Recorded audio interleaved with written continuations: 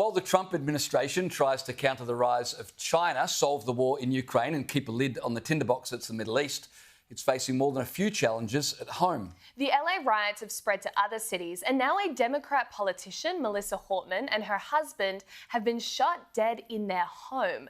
Minnesota Governor Tim Walz wasted no time in calling it a politically motivated assassination. This was an act of targeted political violence.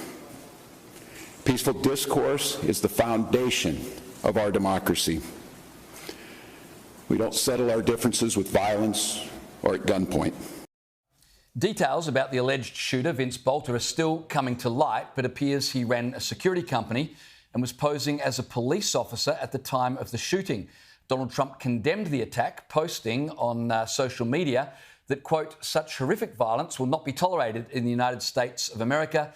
God bless the great people of Minnesota, a truly great place." It's deeply concerning, James. Just in the last couple months, we saw 2 Israeli embassy staff get murdered. We've seen the firebombing of a pro-Israel rally in Colorado. We've now seen these riots in LA that have now spread around the country. And then at the end of last year, we saw the murder of a CEO by Luigi Mangione.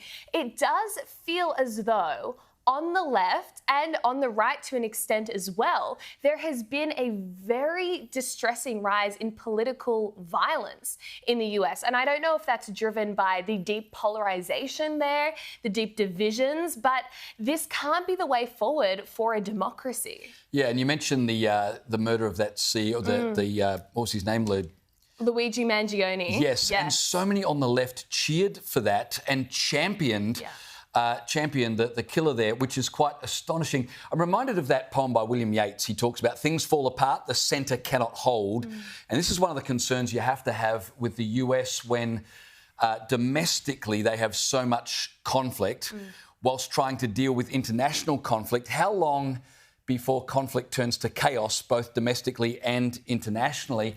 And I think that's why, if you want some lessons from Australia, lessons should be self-reliance. You can't rely on the United States to police the world these days and to come to our aid. And this is what makes Albanese's meeting with Trump so important. We should be making sure we're self-reliant and responsible for our own security when you look at what's happening in the US. It means Australian politicians should tone down the rhetoric.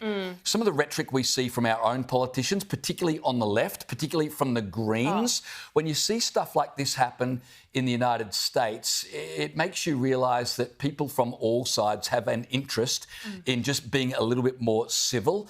And it also makes you realise the danger of continually dividing up the population into different diversity groups who are all pitted against one another. When we're facing so many external threats, you want unity at home. And the way that our politicians conduct themselves, which is a bit of a mirror to what happens in the United States, not as bad, I would argue, but still, it's pretty uncivil, it's pretty unkind.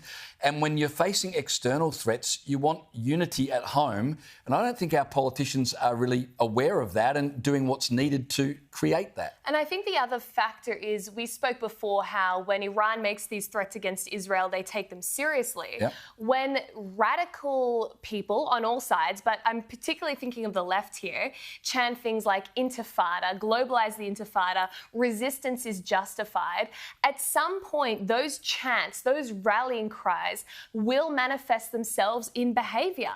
And that's what we've seen. When you have a political ideology that can justify violence against people, it starts overseas with Israel, but it will end up at home as well. And so we need to, I think the US almost has a radicalisation problem on all sides of the political spectrum, seemingly. Yeah.